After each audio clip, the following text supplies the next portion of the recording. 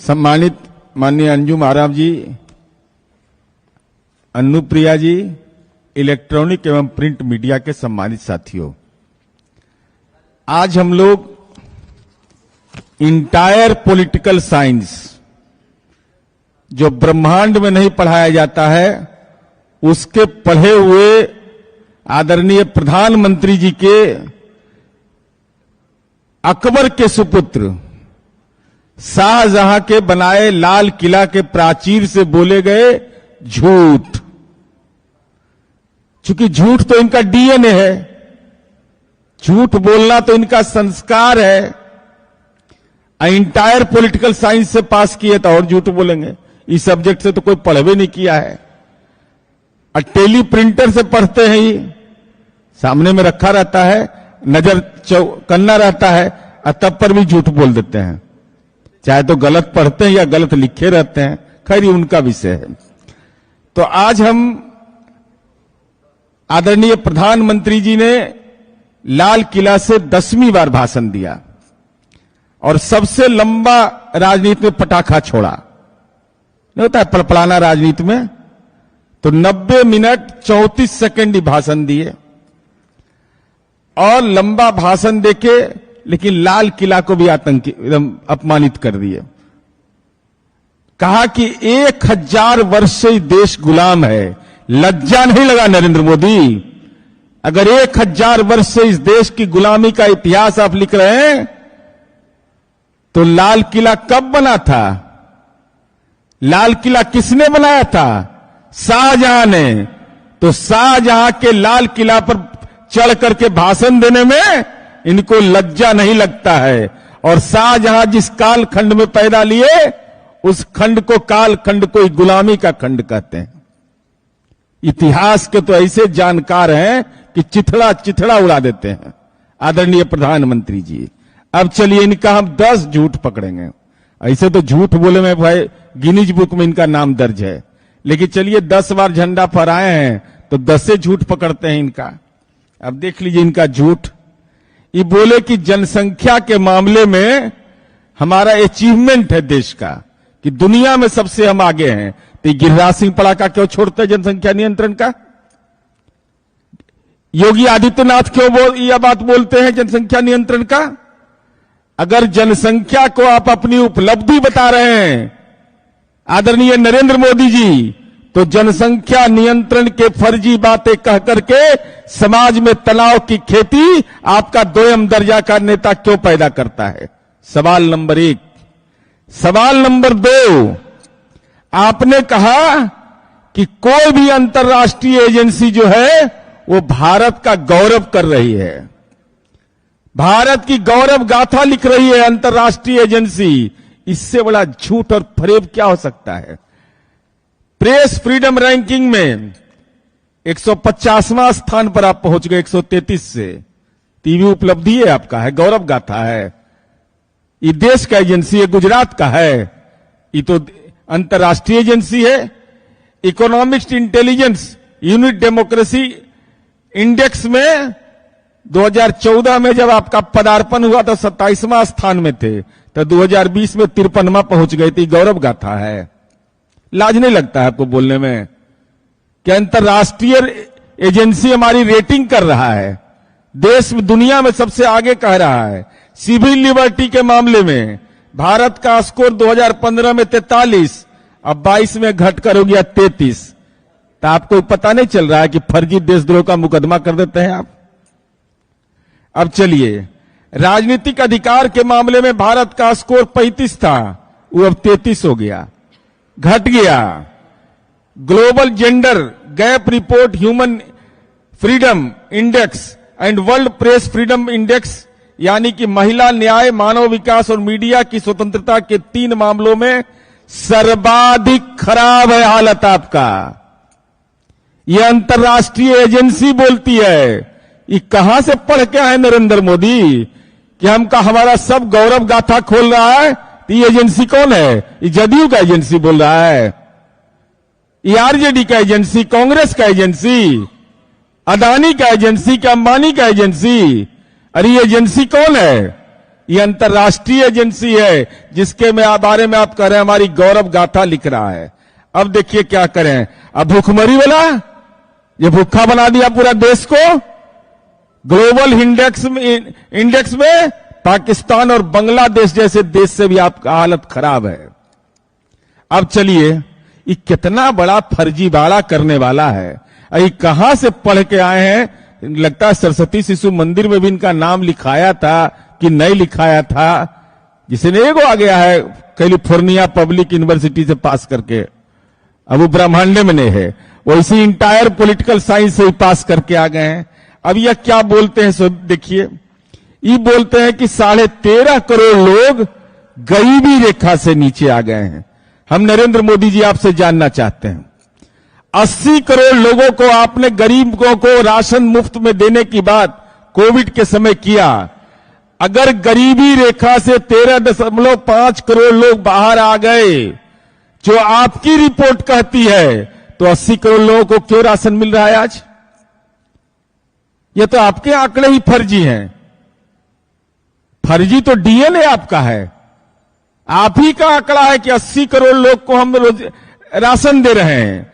आप ही का आंकड़ा है कि 13.5 करोड़ लोग गरीबी रेखा से बाहर निकल गए, तो इनको राशन कैसे मिल रहा है? इनको राशन कैसे आप दे रहे हैं? अगर राशन दे रहे हैं तो गरीबी रेखा से ऊपर गए नहीं।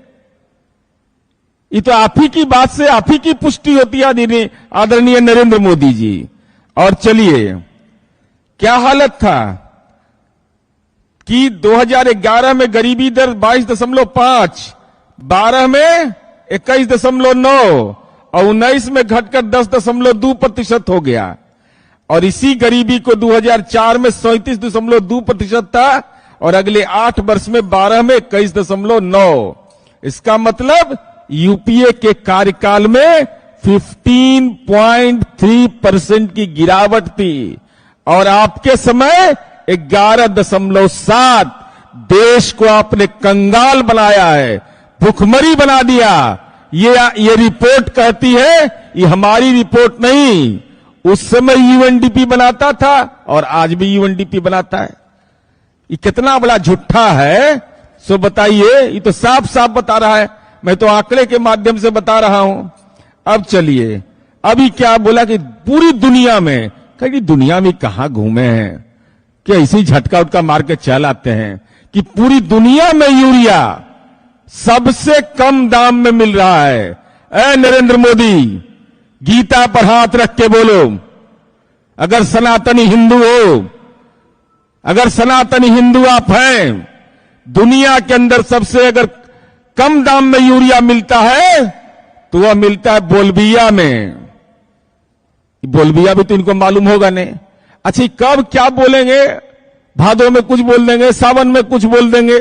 अभी 27 जुलाई को बोले, 28 जुलाई को सीकर में, राजस्थान में चुनावी रैली। लाज तो इस आदमी को लगता नहीं है कि मणिपुर में बेटी निर्वस्त्र हो रही है, आई पगड़ी बांध के निर्लज्ज आदमी राजनीति में प्रवचन दे रहा है।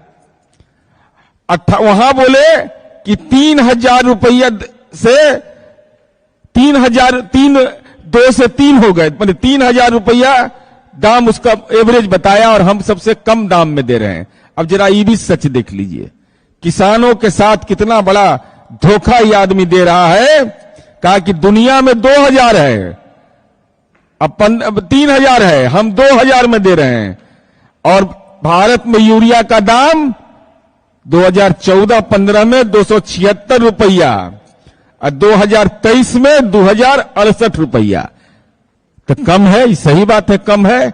ये कितना बड़ा जरती मार प्रधानमंत्री बन गया, जरती मारता है। 2014 में जब यह दाम था 276 रुपया तो 50 किलोग्राम का यूरिया मिलता था बोरा। और नरेंद्र मोदी जी, आपका कुसंस्कार पड़ा किसानों के ऊपर, तो 268 रुपया में 45 किलो। ये जरती मार प्रधानमंत्री है, किसान का जरती मार लेता है। ये देश का ऐसा प्रधानमंत्री है जो किसानों की आय को दुगना करने का फर्जी वादा करता है और किसानों को जो यूरिया दिया गया उसमें जरती मार लिया। 50 किलो को 45 किलो बना दिया और कहा दाम तो घटा दिए। ये कितना बड़ा जर्तीमार प्रधानमंत्री इस देश को मिल गया है। अब चलिए इनका यूरिया घोटाला देख लीजिए। 2010 में 22.49 रुपए प्रति किलोग्राम था, 14-15 में 15.50, 2022 में 23.65 रुपए प्रति किलोग्राम। सल्फर का दाम कहीं भी देख लीजिए ना, ये दाम को घटा देगा और वजन को घटा देगा। ये कैसा खेल है ये समझ लीजिए। ये शुद्ध व्यापारी है, ये जर्तीमार प्रधानमंत्री है, ये किसानों का हक का जर्तीमारी करता है ये आदमी। अब चलिए, अभी कह दिए कि मोबाइल का तो बाप रे बाप कहने का है। ये व्हाट्सएप यूनिवर्सिटी के तो ये चांसलर हैं, कहे कि मोबाइल इस्तेमाल करने वाला डेटा सस्ता हो गया। आप लोग सब लोग मोबाइल इस्तेमाल करते हैं तो रिचार्जों में पैसा लगता है, कुछ लगता है ना। मोबाइल का रिचार्ज कराइएगा तो कम से कम 200 रुपया लगेगा ना, कटौती होता है ना उसमें। तो जर्तीमार है कि नहीं सो बताइए। ये जर्तीमार आपका है कि नहीं? आप तो फ्री करना चाहिए था आपको, और वो आप ही का कंपनी है। कितना दोस्ती आपको है। हमने अरे वो तो बेचारे हिंदू पंचांग से आजकल घटा देते हैं बेचारे। उसमें मान लीजिए कि एक आध दिन होगा, एकादशी होगा तो कर दिए होंगे ये। अब हम हालत इनका बता रहे हैं आपको। उसके बाद इन्होंने कह दिया कि रीजनल एस्पिरेशन की बात कर रहे थे। आदरणीय प्रधानमंत्री जी, मणिपुर को छोड़कर एक भी राज्य का नाम आपने लिया? एक भी राज्य का नाम आपने लिया? अगर आपको नाम ही लेना था जनसंख्या के मामले में तो आप ये बोलते कि जनसंख्या के मामले में देश आज सबसे आगे है और बिहार युवाओं का प्रदेश है। अगर आपकी इच्छा सही होती, जो अनुप्रिया ने बताया, उस पॉइंट को मैं बोलना नहीं चाहता हूं। स्वयं सहायता समूह के मामले में बिहार लीडर स्टेट है। ये फॉलोअर सब नहीं देखते हैं। हम लोग बैठक किए तो पिछलग्गू जैसा ये भी बैठक करने लगता है। तो हम लोग आजीविका बनाए हैं, आजीविका, और तब इसको आजीविका बनाए। और उत्तर प्रदेश में 1 लाख स्वयं सहायता समूह निकाल के देख लीजिए कितना कम है। और बिहार में कितना है अभी अनुप्रिया ने बताया। तो बिहार की उपलब्धि बता देते। कितनों वोमिटिंग होता है तो क्या करिएगा, उपाय आपका कुछ चल नहीं रहा है। नीतीश कुमार जी पर आपका दाव कुछ चल नहीं रहा है, तो कम से कम यह उपलब्धि बता देते। तो रीजनल एस्पिरेशन की बात बोल रहे थे तो आदरणीय नरेंद्र मोदी जी, मणिपुर की हिंसा किस बात का है? मणिपुर में निर्वस्त्रीकरण हो रहा है और देश का 56 इंच के सीने का प्रधानमंत्री खामोश। 2024 में आपको राजनीति में निर्वस्त्र कर देगी जनता। जनता निर्वस्त्र करेगी इनको राजनीति में, चूंकि बेटियों की चित्कार। और आज श्रद्धेय अटल बिहारी वाजपेयी जी के प्रति हम श्रद्धानवत हैं कि अटल जी ने राजधर्म का पालन करने का नरेंद्र मोदी को नसीहत दिया था जब गुजरात के मामले आए थे। और हम यह भी अब समझते हैं कि नरेंद्र मोदी को बेटी धर्म का पालन करना चाहिए। बेटी धर्म का पालन। बेटी निर्वस्त्र होकर के चीखती और चिल्लाती रही और देश का ये राजनीति में कायर प्रधानमंत्री खामोश बैठा रहा। इससे बड़ा कायरता कुछ भी नहीं हो सकता है। अभी तक ये प्रधानमंत्री को जाने का छुट्टी नहीं है। ये दुनिया घूमते चलते हैं, अंतर्राष्ट्रीय पर्यटक हैं। तो लज्जा नहीं लगता है कि कलंक माथे पर लग रहा है और उस कलंक में पगड़ी बांध लेते हैं। तो सब पगड़ी तो नकली है, गमछा को बांध लेता है, कदा पगड़ी बांधे हुए हैं। ये भी पगड़ी बांध लेते, वो भी पगड़ी बांध लेता है। अब चलिए इनका देखिए, जल जीवन परियोजना का नाम ले रहे हैं। अब बताइए, लेना देना देना छुछे फूलेना वाला हाल है। अरे जल जीवन हरियाली तो माननीय नीतीश कुमार जी की कार्य योजना है। बिहार लीडर स्टेट है और मोदी फॉलोअर है। हम जो करेंगे वही काम ही करेंगे।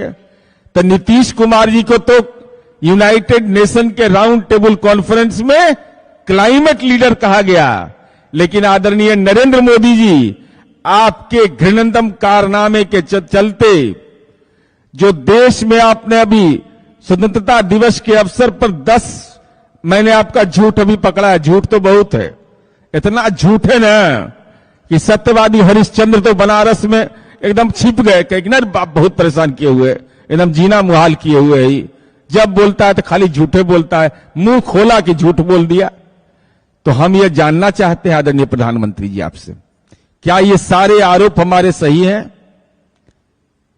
क्या हमारे द्वारा लगाए गए आरोप जनसंख्या के मामले में, अगर क्या भविष्य में भारतीय जनता पार्टी कोई जनसंख्या नियंत्रण की बात तो नहीं करेगा? दोयम दर्जा का जो इसका नेता सब है, जिनके पास संचिका नहीं जाती है, लेकिन इस ढंग की संचिका जाते रहती है, राजनीतिक संचिका। और जिस ढंग से आपने झूठ बोला, किसानों के साथ फरेब किया, किसानों के पैकेज में कटौती किया है, एसएचजी के मामले में, स्वयं सहायता समूह के मामले में, जल जीवन हरियाली के मामले में, और साथ ही साथ अंतर्राष्ट्रीय रैंकिंग जो विभिन्न एजेंसियों ने जो देश को शर्मसार किया है, उन एजेंसियों पर आपका क्या मंतव्य है? और साथ ही साथ गरीबी कैसे दूर कर दी है नेताजी? अपने तो पहनते हैं 4 बार में 4 बंडी, सुबह में 1 बंडी, दोपहर में 1 बंडी, शाम में 1 बंडी। कौन कलम कौन दाढ़ी का रंग कुछ पता नहीं चलता है आदमी का। रूप बदलने में तो यह आदमी माहिर है। तो जब 13.5 करोड़ लोग गरीबी रेखा से ऊपर आ गए, जो आप ही दावा कर रहे हैं, तो 80 करोड़ लोगों को जो आप दे रहे हैं, तो कटौती क्यों नहीं किया आपने? कोई मध्यम वर्ग का आदमी अगर इनकम टैक्स पे ही है, अगर वो गैस सिलेंडर में सब्सिडी मिल रहा तो उसका कटौती कर लिए, तो ये भी कटौती करते। इसलिए मैं यह समझता हूं कि आदरणीय प्रधानमंत्री जी का पूरा भाषण लज्जा से भरा हुआ था, तनावपूर्ण था। और नाम बदलते हैं तो शाहजहां के लाल किला पर कैसे चढ़े? कौन मंत्र पढ़कर भी मंत्रित हो गए थे? कोई मंत्र किए होंगे शुद्धिकरण का, ओम अपवित्र पवित्रो उपासना, कुछ तो बोले होंगे। काहे को तो शाहजहां का बनाया हुआ है, उस पर चढ़ने में निर्लज्जता नहीं लगी आपको? लाज नहीं लगा आपको? तो शाहजहां के कार्यकाल को आप गुलामी का कार्यकाल बताते हैं, और शाहजहां के बनाए हुए लाल किला पर चढ़ के झंडा फहराते हैं। वो भी झंडा आप जब फहराते हैं आदरणीय नरेंद्र मोदी जी, तो देश के स्वतंत्रता सेनानियों की आत्मा पर बहुत चोट पहुंचता है। देश के स्वतंत्रता सेनानी के परिजन यह जानना चाहते हैं कि आप तो राजनीति के उस वंश परंपरा के हैं कि 15 अगस्त 1947 को आजादी मिली, 14 अगस्त 1947 को आरएसएस के मुखपत्र 5 जन ने लिखा, तिरंगा 3 रंग का है, 3 भारत के लिए अशुभ है, यह भारत के लिए बेहतर नहीं है। तो आज कौन इंजेक्शन लगवाए डीएनए का? कौन सुइया लगा है? जो तिरंगा से प्यार करने लगे, जो तिरंगा को अशुभ कहता था।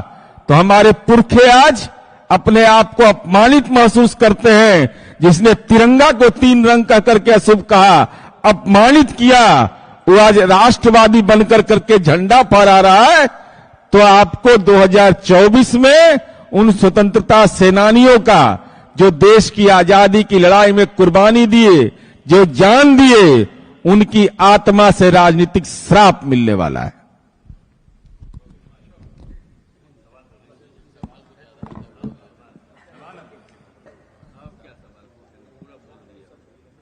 चश्मा दाहिने इधर देखना, मना उधर देखिए, आप